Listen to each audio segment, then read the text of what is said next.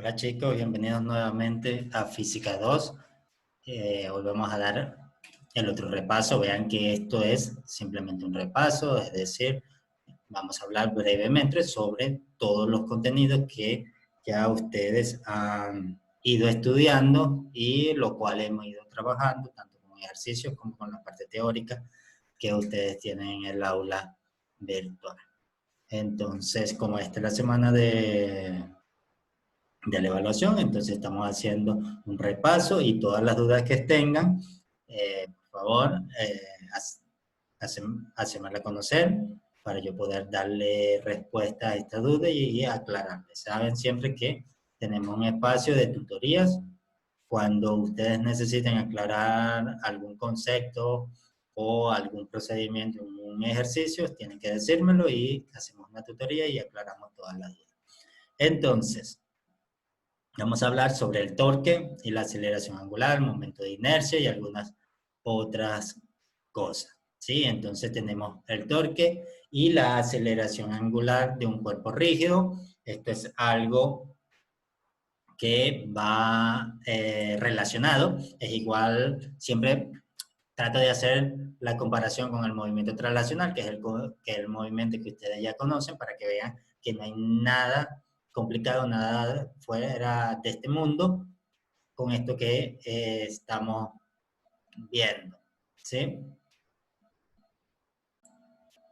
Entonces, al igual que en el movimiento traslacional, siempre que teníamos que una fuerza, o siempre que tenemos que una fuerza cuando actúa sobre un sistema, va a generar que haya un desequilibrio en el sistema y por ende haya una aceleración. ¿Qué es lo que hace la aceleración? Cambia el estado de movimiento del cuerpo. Y esta aceleración es producida ¿por qué? Por la fuerza aplicada sobre el sistema. Entonces, en el movimiento rotacional tenemos exactamente lo mismo. ¿Sí? Siempre una fuerza que desequilibra el sistema va a generar una aceleración. ¿Sí? En este caso, si tenemos, por ejemplo, acá tenemos una partícula que se mueve en círculo alrededor, en movimiento circular alrededor de un punto fijo, digamos que es un eje fijo que sale, es perpendicular a la hoja o a la pantalla. ¿Sí? Sí, esta fuerza que está siendo aplicada en este sentido va a generar que haya un cierto movimiento. ¿Sí? Esta fuerza va a generar que haya, perdón, me sale mal, que haya un movimiento. La fuerza es aplicada en esta dirección y genera un movimiento, pero como es un movimiento rotacional, este movimiento se da de esta forma, ¿sí? Entonces, cuando se produce este movimiento rotacional debido a la fuerza que está actuando en el sistema, quiere decir que existe una torca en el sistema, ¿sí? O un momento de torsión. Si existe este momento de torsión, esta torca generada por una fuerza, quiere decir que hay una aceleración. Entonces, siempre que hay torque, hay aceleración angular, en este caso. Al igual que cuando hablábamos en el movimiento traslacional, si existía una fuerza aplicada sobre un sistema, esa fuerza iba a generar una aceleración. ¿Sí? Y esta aceleración, ¿qué es lo que hace? Cambia el estado de movimiento. ¿Por qué? Porque si está inicialmente en reposo, ahora va a estar en movimiento, es decir, cambia la velocidad, y si inicialmente se movía a una cierta velocidad, ahora se va a mover con una velocidad diferente, que puede ser mayor, que puede ser menor. Sí, cualquiera de las dos opciones es válida, ¿sí? Dependiendo de cómo esté siendo aplicada esta fuerza, pero lo cierto es que va a haber el cambio, ¿sí? No va a permanecer igual. Si después de aplicar la fuerza, la velocidad no cambia, es decir, el estado de movimiento no cambia, quiere decir que no existe aceleración, ¿sí? Es decir, que tiene que haber al menos otra fuerza que se contrarresta con esta y hace que la sumatoria de toda la fuerza sea igual a cero y allí caemos en lo que es la primera ley de Newton. Entonces, si existe una fuerza que desequilibra el sistema, va a haber una aceleración, en el caso traslacional. En el caso rotacional, si esa fuerza desequilibra el sistema, se va a producir un momento de torsión. Y este momento de torsión va a producir una aceleración angular. No puede haber torsión sin aceleración angular. Y no puede haber aceleración angular si no es que existe un momento de torsión. Entonces, hablar de torca es directamente a saber que hay una aceleración angular en el sistema.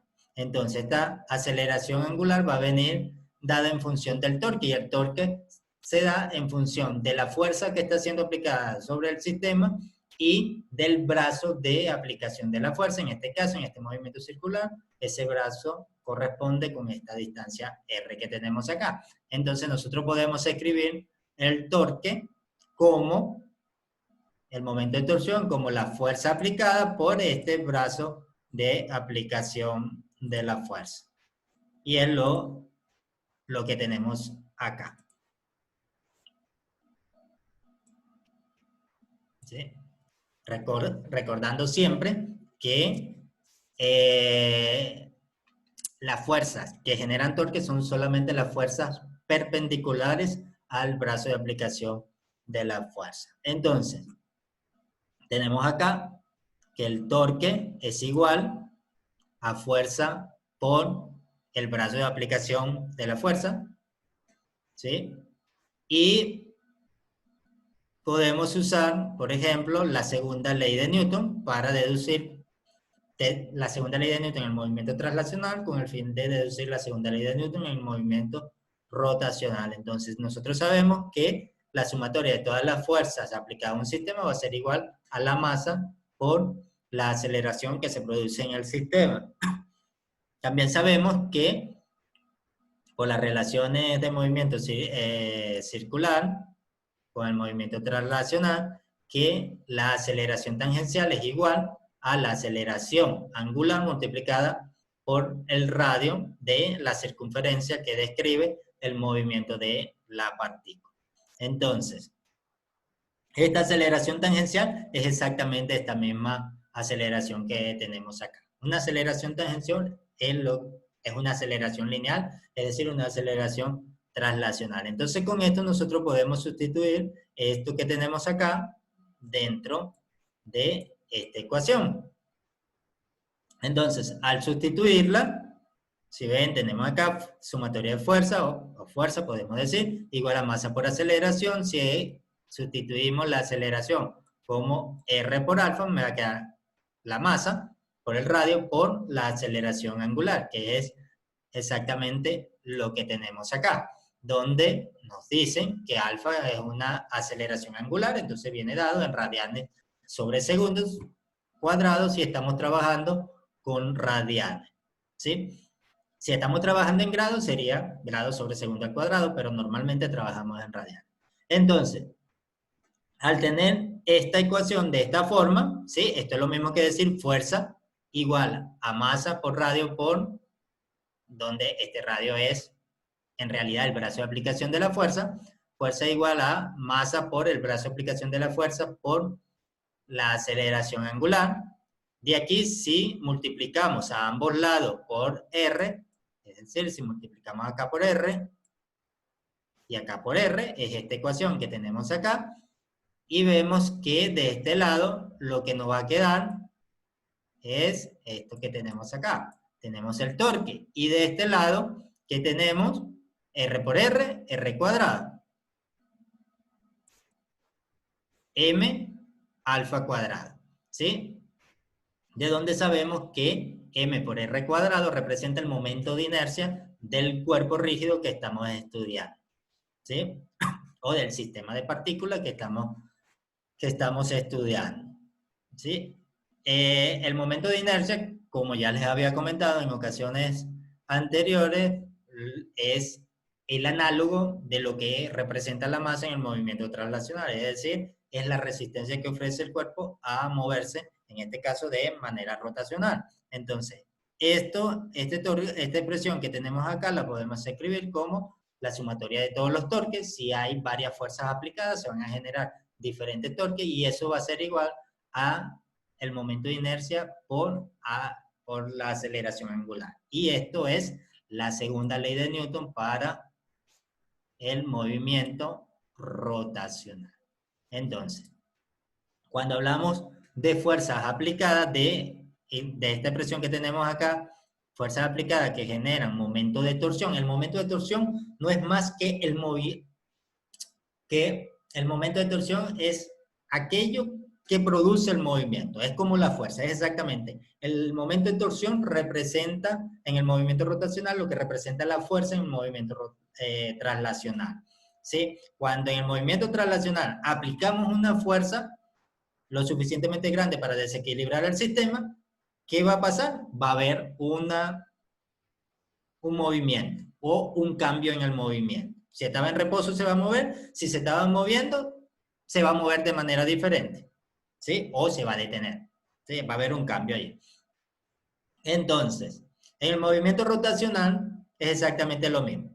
Si nosotros producimos un torque en el sistema, entonces este sistema va a cambiar su estado de movimiento. Si estaba en reposo, va a comenzar a moverse, y si se estaba moviendo, se va a mover de manera distinta. O va a aumentar su velocidad angular o va a disminuir su velocidad angular, pero se va a mover de manera diferente. No va a permanecer con la misma velocidad angular. Y entonces, este torque, este momento de torsión que desequilibra el sistema rotacional en un movimiento rotacional es debido tanto a la fuerza como al brazo de aplicación de la fuerza. Vean que es una combinación de estos dos parámetros que tenemos acá, tanto la fuerza como el brazo de aplicación de la fuerza. Entonces, dejando uno fijo y variando el otro, podemos cambiar el torque. ¿Sí? Por ejemplo, si aplicamos una fuerza y cambiamos el brazo de aplicación de la fuerza, vamos a tener mayor o menor torque de acuerdo a cómo haya sido ese cambio en el brazo de aplicación de la fuerza. Entonces, como vemos, es un producto, ¿sí? Que es directamente proporcional al torque, porque todo esto es igual al torque aplicado.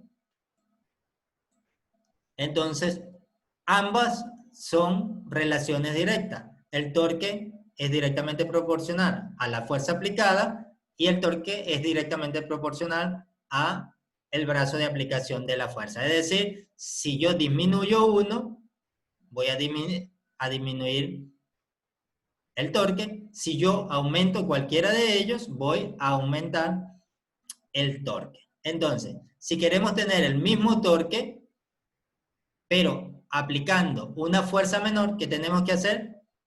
Aumentar el brazo de aplicación de la fuerza. Es decir, si yo quiero producir un movimiento rotacional, pero no quiero aplicar mucha fuerza, entonces, ¿qué hago?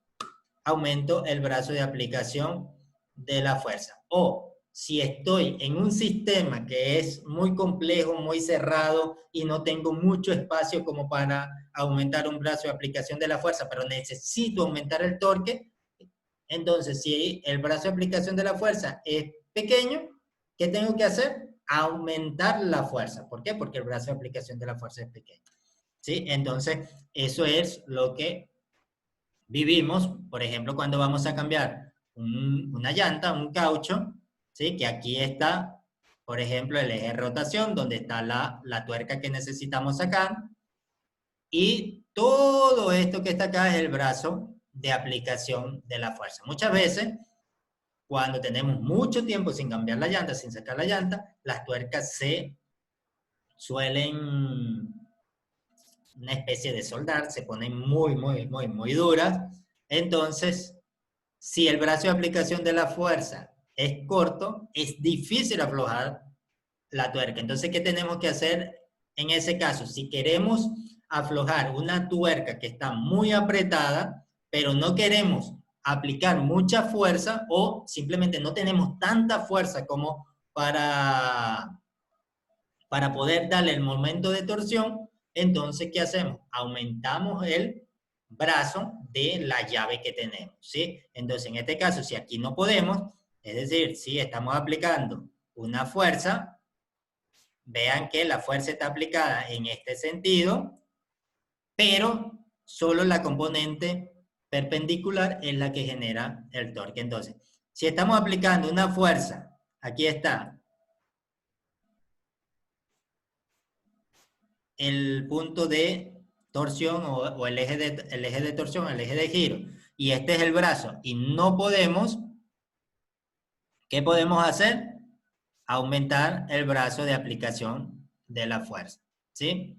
Entonces, aumentando el brazo de aplicación de la fuerza, vamos a aumentar el torque o aumentando la fuerza. Por ejemplo, dejamos el mismo brazo de aplicación, vean, este brazo de aplicación, este mismo brazo de aplicación, pero ahora aplicamos la fuerza de manera perpendicular, es decir, toda la fuerza la aplicamos de manera perpendicular.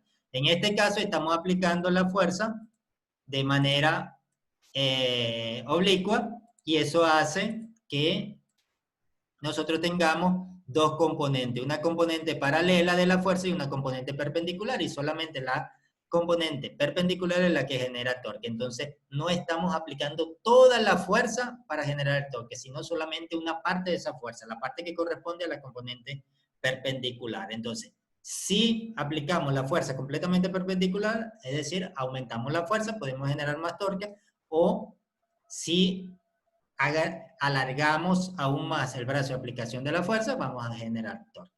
Es, por ejemplo, como este caso que tenemos acá, nos dicen si la puerta posee la manilla en distintas posiciones, en A, en B o en C, en cuál de los tres puntos se aplica la fuerza más eficientemente, ¿sí? Entonces, por ejemplo, aquí tenemos el brazo de aplicación de la fuerza, perdón, el eje de giro, acá donde se encuentra la bisagra, y tenemos los diferentes brazos de aplicación de la fuerza. Ustedes me creen que eso está derechito. Entonces, ¿en dónde se aplica más eficientemente la fuerza?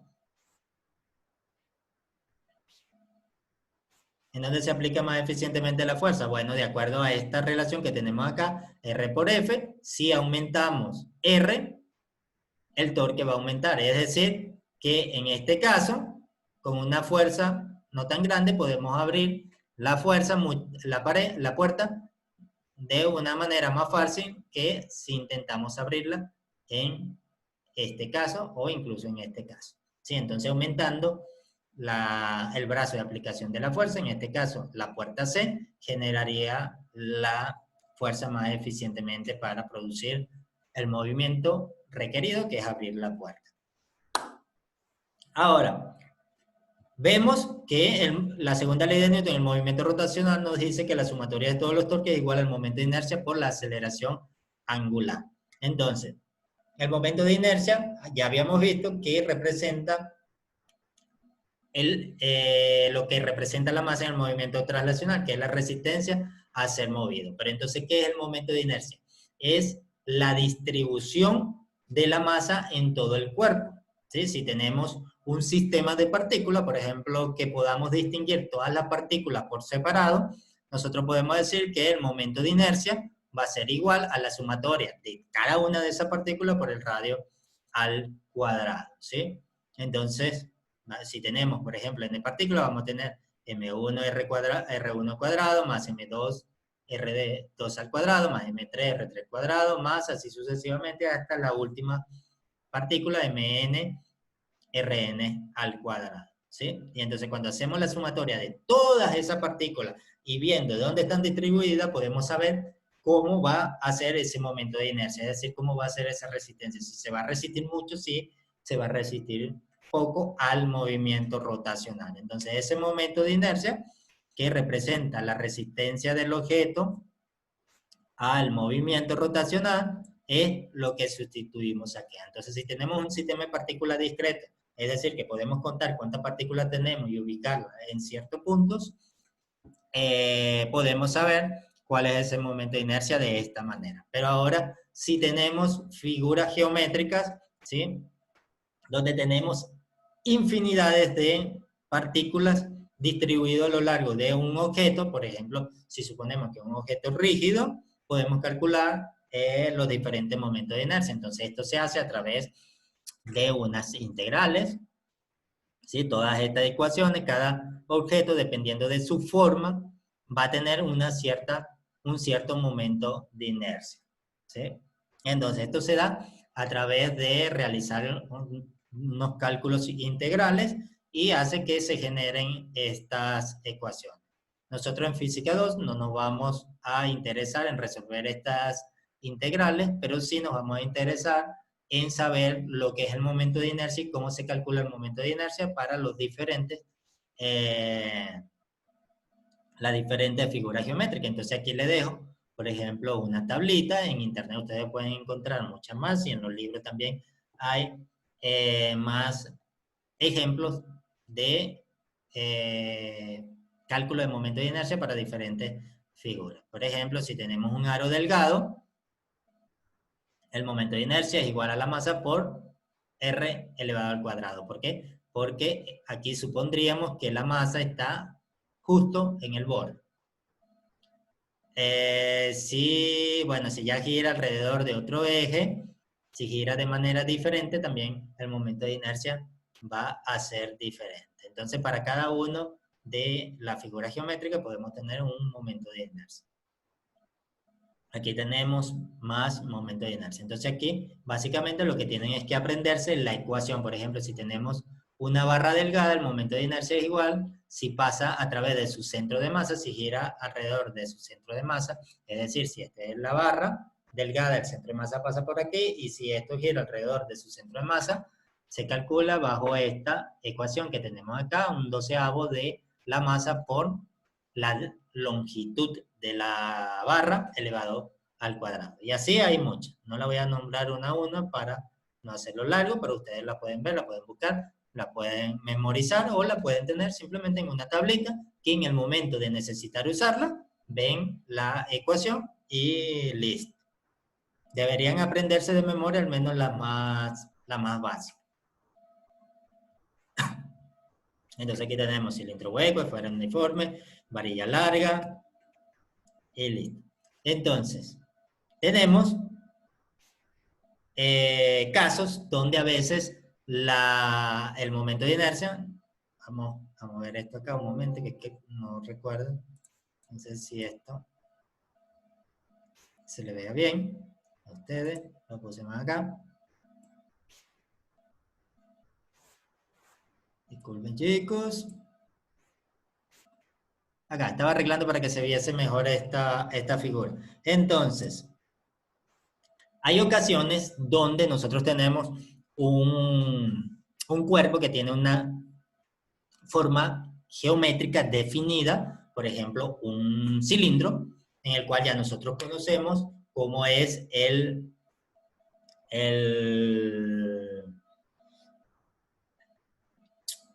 cálculo del momento de inercia para un cilindro. Por ejemplo, aquí está un medio de la masa por el radio al cuadrado, ¿sí? Un cilindro que gira a través de un eje que pasa por su centro de masa, ¿sí?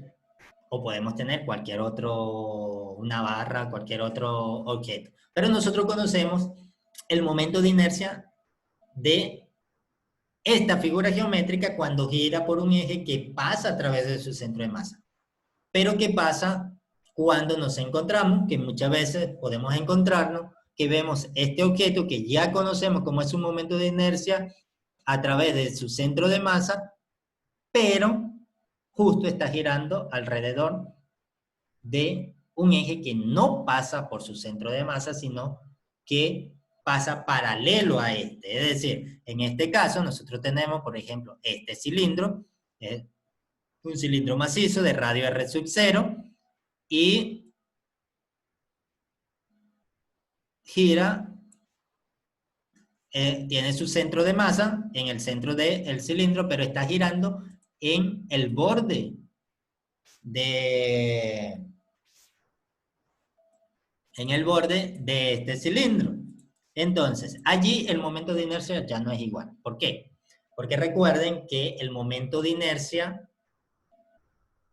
ve o representa la masa distribuida de una cierta forma. Y esa distribución ¿sí? Alrededor de un eje es el que me dice qué tanto se va a resistir o no, cómo se distribuye la masa. Si lo tenemos así, aquí está el eje de giro,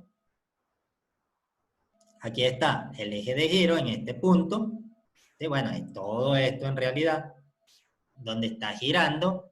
Entonces la distribución es todo esto que está acá. Hay partículas que están acá, hay partículas que están acá, cerquita, hay una que está aquí, otra que está acá. Entonces, la distribución se está viendo desde aquí y no desde el centro. Es diferente la distribución de las partículas acá, acá, acá, por ejemplo. Esta partícula acá está a esta distancia, pero esta misma partícula, viéndola desde el nuevo eje de giro, está a una distancia más larga. Entonces, su resistencia o la resistencia que va a ofrecer el movimiento va a ser diferente. En algunos casos aumenta, en otros casos disminuye, dependiendo de cómo sea ese eje de giro. Entonces, cuando tenemos esos casos que no están girando alrededor de su centro de masa, entonces el momento de inercia no es el mismo y tenemos que buscar una manera de calcular cómo es esto.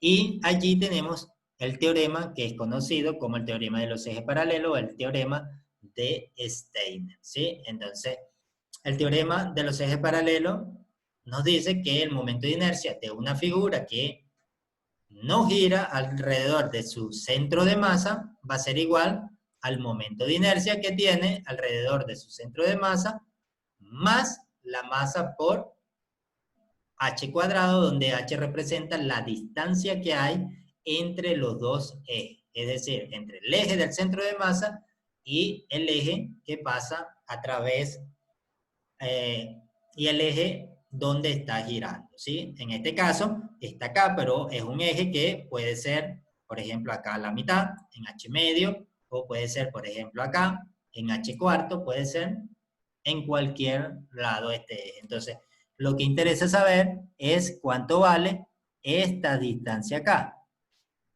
¿sí? Y entonces sumarle la masa por esa distancia elevada al cuadrado. Entonces, esta es una ecuacioncita, vean, es muy simple, que hay que aprenderse y nos resuelve mucho la vida cuando tenemos un problema que, uy, no se nos da que está girando alrededor de su centro de masa. ¿Sí? Entonces, eso es básicamente el movimiento rotacional. Ahora, tenemos el caso, por ejemplo, cuando tenemos un movimiento de un cuerpo rígido que está en rotación, pero esta rotación no se da en un eje que está fijo, sino que sea en un eje que, cuando transcurre el tiempo, se va moviendo. Ese es el caso, por ejemplo, de los carros. Tenemos acá el eje de giro, por ejemplo, una bicicleta también. Aquí tenemos el eje de giro. Este es el cuerpo rígido, un cuerpo que está conformado por muchas partículas. Tenemos todas las partículas de caucho, tenemos todos los rayos de la bicicleta, ¿sí? Y estos van girando alrededor de este eje que tenemos acá, que es perpendicular, en este caso, a la página, ¿sí? Y gira alrededor de este eje, pero este eje se va moviendo, ¿sí? En algún momento el eje está acá, en otro momento el eje está acá, y en otro momento el eje está acá, y en otro momento va a estar acá. Igual acá. Igual cuando tenemos un balón que es pateado, va girando alrededor de su propio eje, pero al mismo tiempo se va trasladando. Entonces, esto es el movimiento alrededor de un eje móvil, ¿sí? Un eje que no está fijo, un eje que se va moviendo, pero alrededor de ese eje se está dando todo el movimiento. Entonces, ¿cómo tratamos estos cuerpos? Este tipo de movimiento. Este es un tipo de movimiento que nosotros podemos tratar como que si fuesen dos movimientos. Y al hacer la superposición de estos dos movimientos, podemos hallar el movimiento total de este sistema. Por ejemplo, si tenemos una varilla que es lanzada, lanzamos este bastón, que es un sistema de partículas, este bastón viene y se mueve. Entonces, si solo nos interesamos de ver el movimiento alrededor de su centro de masa, vamos a ver, sin importarnos cómo se nos va moviendo el bastoncito, ¿sí? Sin importarnos cómo se va moviendo el bastoncito, porque el bastoncito se puede ir moviendo así, así, así, así, así, a medida que se va moviendo, ¿sí? Puede tener mucho movimiento, pero si lo que nos interesa es ver el centro de masa, lo que vamos a ver es un movimiento, en este caso, un movimiento parabólico. Este centro de masa se va moviendo, vean, acá ya está diferente, acá estaba completamente horizontal, aquí no está completamente horizontal, se va moviendo, aquí está así, aquí está completamente vertical, y se va moviendo, pero el movimiento, si vemos solamente la traslación que vemos esta parábola que se genera acá, ¿sí? Pero también podemos ver, interesando en ver cómo él va rotando. Vemos solamente cómo rota alrededor de su centro de masa y va rotando y tiene un movimiento rotacional, ¿sí? Entonces, cuando sumamos este movimiento rotacional, que es lo que se produce aquí, por ejemplo, aquí se va rotando, rota un poquito, aquí rota un poquito más, aquí ya llegó a estar completamente perpendicular, aquí rotó, y vean, el colorcito este claro, el colorcito este oscuro, cuando termina el movimiento están en lados contrarios, es decir, rotó, hizo este movimiento y quedó, primero el borrador estaba de este lado y la punta, y cuando hizo todo el movimiento, de este lado quedó, la punta para este lado y el borrador para este lado, ¿sí? Cambió de posición, no hizo esto así, ¿sí? Entonces, esos movimientos, ¿sí? Podemos, si queremos estudiar el movimiento más general, ¿sí? Y estudiar todas las energías que están presentes, todas las fuerzas que están presentes y todo lo que pasa en cada una de esas partículas y todo lo que pasa con ese cuerpo completo. Entonces tenemos que hacer una superposición del movimiento rotacional con el movimiento traslacional, es decir, una sumatoria de lo que pasa en rotación más lo que pasa en traslación. Muchas veces, por ejemplo, cuando resolvíamos problemas en física 1, solamente en movimiento traslacional, decíamos una partícula se va moviendo, se mueve de un punto a otro, podíamos estudiar su trayectoria parabólica, por ejemplo, o completamente rectilínea, y ya, estudiamos qué pasaba allí. También en esta unidad, por ejemplo, al principio estudiábamos qué pasaba de manera rotacional pura, es decir, no hay traslación, sino que vemos solamente cómo rota. Podíamos estudiar eso. Entonces, pero si ahora el cuerpo rota y gira al mismo, gira es lo mismo, rota y se traslada al mismo tiempo, entonces podemos hacerlo. ¿Por qué? Porque cuando se produce el momento de traslación hay energías asociadas a esta traslación. Y cuando hay movimiento de rotación, hay energía asociada a la rotación. ¿Y la energía total del sistema qué va a ser? Todas las energías que hay, tanto las energías de rotación como las energías de rotación. Entonces, una sumatoria de energía. Entonces, por eso es importante estudiar de forma más general estos movimientos. Entonces, la energía en traslación y rotación combinada es la sumatoria de la energía cinética de traslación, que la estudiamos alrededor de su centro de masa. Vemos cómo es el centro de masa, cómo se está moviendo el centro de masa, si describe un movimiento rectilíneo, si describe un movimiento parabólico, ¿sí? Si hace una curva, sea lo que sea, como sea ese movimiento, la energía asociada a el movimiento de ese centro de masa, más la energía cinética asociada a el movimiento rotacional de ese cuerpo rígido, ¿sí? Entonces, la energía cinética total es la suma de las energías cinéticas de traslación más la energía cinética de rotación. Si vemos la energía cinética en traslación y en rotación,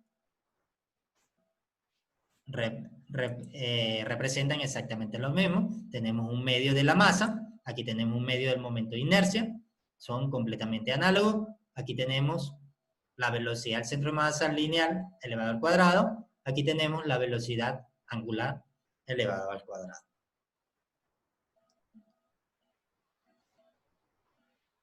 Y bueno, cuando hacemos un movimiento, ¿sí? Cuando aplicamos una fuerza en un...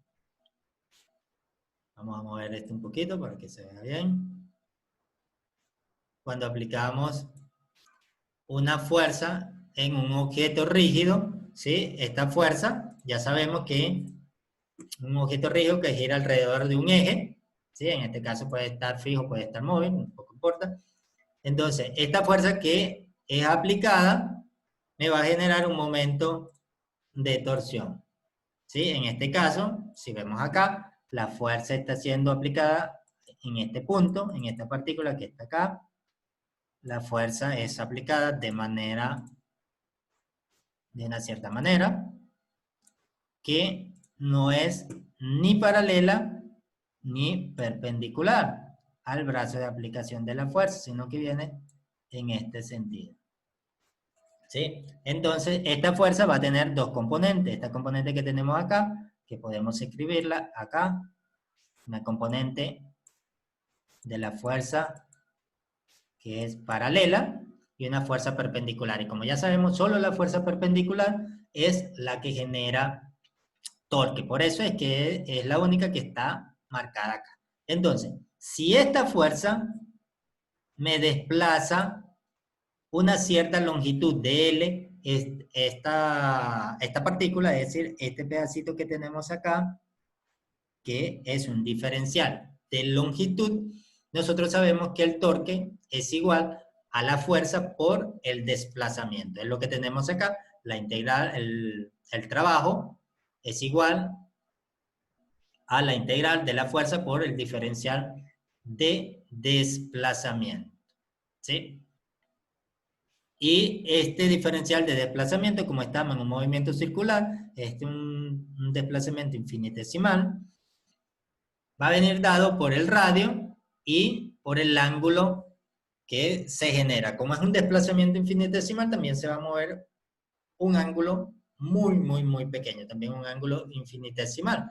Entonces, dl va a ser igual a r por d teta. Eso al sustituirlo acá, nos genera esta ecuación que tenemos acá, esta integral, la integral de la fuerza por el radio por d teta. Y la fuerza por el radio es lo que ya acabamos de ver, el torque, la fuerza perpendicular y el radio de aplicación o el brazo de aplicación de la fuerza me genera el torque y nos va a quedar esta ecuación que tenemos acá. Entonces, el trabajo, ¿sí? El trabajo realizado sobre un sistema por una fuerza para desplazarlo desde un punto θ1 θ2 va a ser igual a la integral desde la posición angular inicial hasta la posición angular final del torque producido en el sistema por el diferencial del ángulo que ha sido aplicado. ¿Sí? Y bueno, acá podemos relacionar este trabajo con la potencia. ¿Por qué? Porque la potencia no es más que el cambio en el trabajo producido o el diferencial del trabajo producido en función del tiempo. Este trabajo, este diferencial de trabajo, si lo tenemos acá, torque por d teta, ¿sí? Es lo que vamos a tener aquí. Torque por d teta en función del tiempo. Si lo dividimos en función del tiempo, vean que esto es un desplazamiento angular en función del tiempo, me genera la velocidad angular. Entonces la potencia no es más que el torque por la velocidad angular. Si recuerdan, en la potencia en el movimiento lineal o traslacional era fuerza por velocidad. ¿Sí? Entonces, esto es la potencia. ¿Qué tanto torque se puede generar a una cierta velocidad? ¿Sí? Un sistema se aplica una fuerza, entonces el torque producido por esa fuerza multiplicado por la velocidad que hace que se genere en el sistema es igual a la potencia. Entonces, algo que tenga una potencia alta quiere decir que la velocidad angular va a ser alta y el torque también va a ser grande, va a tener mucha capacidad de generar el movimiento. Si la potencia es pequeña, quiere decir que la velocidad angular va a ser pequeña, el torque va a ser pequeño, es decir, que el sistema no va a tener la capacidad de generar un movimiento muy grande. Entonces, por otro lado, podemos relacionar el principio del trabajo y la energía. ¿Sí? Podemos relacionar el trabajo. Vean, aquí relacionamos el trabajo para saber la potencia y también podemos ver el trabajo con la energía. ¿Qué relación tiene? Nosotros sabemos que el torque es igual al momento de inercia por la aceleración angular y esta aceleración angular la podemos escribir como la derivada de la función velocidad angular con respecto del tiempo. ¿Sí? Entonces acá, si queremos saber qué es lo que pasa, no en función del tiempo, sino en función del movimiento que tiene, ¿sí? De cómo cambia tanto la velocidad como la posición, nosotros podemos hacer aquí un artificio matemático, multiplicamos y dividimos por un diferencial de posición. Vean, si multiplicamos y dividimos por el diferencial de posición, de teta entre de teta es igual a 1 y nos queda de omega a dt exactamente lo mismo que tenemos acá. No generamos ningún cambio, pero este artificio matemático nos ayuda a pasar de una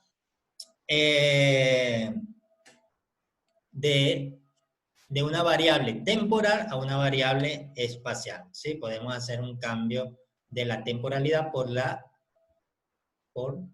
variable espacial. ¿Sí? Entonces, aquí ya no vemos el torque en función del tiempo, sino el torque en función de la posición que ocupa el objeto. Es decir, que cuando cambia la posición, cómo cambia el torque a medida que cambia esta posición. Eso es lo que nos dice esto básicamente.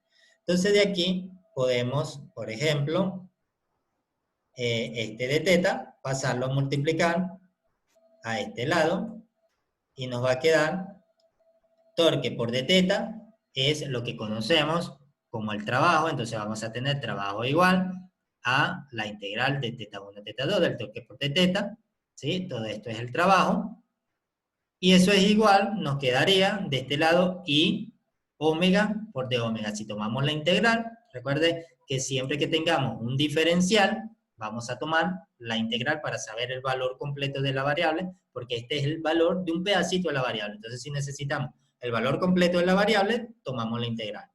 ¿Sí? Y entonces la integral I por omega, I es constante, sale de la integral, y nos queda omega por d omega, que nos va a quedar omega cuadrado entre 2, evaluado entre omega 2 y omega 1.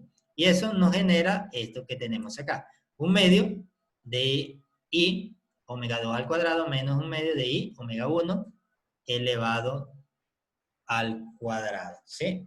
Y esto que tenemos acá, si recuerdan lo que habíamos visto anteriormente, esta es la energía cinética rotacional y esto también es energía cinética rotacional. ¿Sí? Esta es la energía cinética rotacional final y esta es la energía cinética rotacional final. Entonces, ¿qué hay aquí? Hay un cambio en la energía cinética rotacional. Es decir, si existe una fuerza que genere trabajo rotacional, es decir, si existe una fuerza que produce un momento de torsión y este momento de torsión produce un trabajo rotacional, ese trabajo va a ser igual al cambio en la energía cinética. Es decir, va a ser diferente. Si la energía cinética final es igual a la energía cinética inicial, esto va a ser igual a 0. Eso quiere decir que el torque producido no cambia el estado de movimiento. Es decir, no va a haber torque, no va a haber ninguna aceleración, no va a haber ningún torque. ¿Sí? Y ese es el principio del trabajo y la energía. Y entonces, por último, tenemos una cantidad que se llama la cantidad de movimiento angular o cantidad de movimiento lineal. En el caso lineal, la cantidad de movimiento, escrita como P, pero se puede escribir con cualquier variable, con cualquier letra, P igual a la masa por la velocidad. Ese es lo que se conoce como la cantidad de movimiento lineal. ¿Sí? Y la cantidad de movimiento lineal representa como una resistencia a cambiar la velocidad de la partícula. Es decir, si algo se mueve con una cierta cantidad de movimiento, esta cantidad de movimiento va a tratar de siempre mantenerse en ese movimiento, en que no cambie esa velocidad. Entonces, en el momento angular, vean, siempre las ecuaciones del movimiento lineal tienen sus análogos en el movimiento rotacional. Masa, momento de inercia. Resistencia a ser movido de manera lineal, resistencia a ser movido de manera rotacional. Velocidad, que es el cambio de la posición lineal en función del tiempo. Aquí tenemos velocidad, cambio de velocidad angular, cambio de la posición angular en función del tiempo. ¿Sí?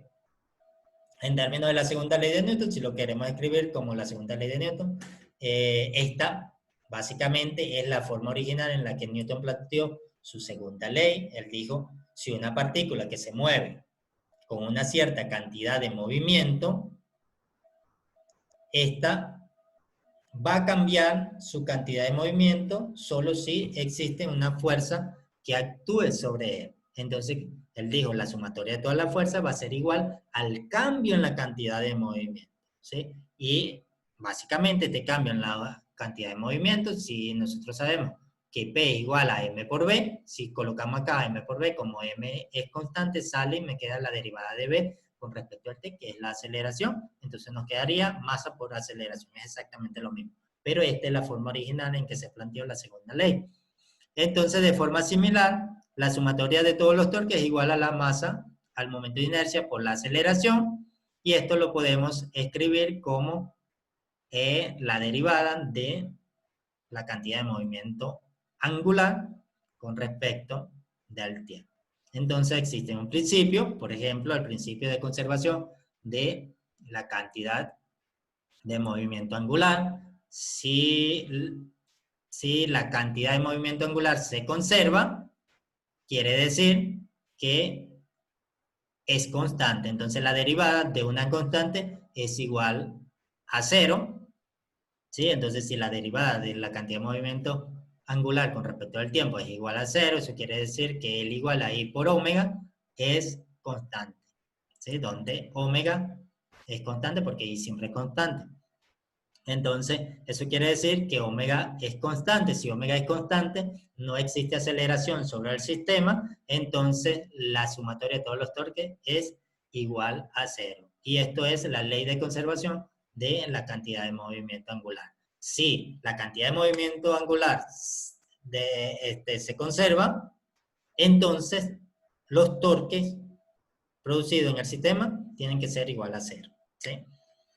Vean que cuando hablamos de sumatoria de torques igual a cero, no quiere decir que no hay fuerzas actuando sobre el sistema produciendo torque.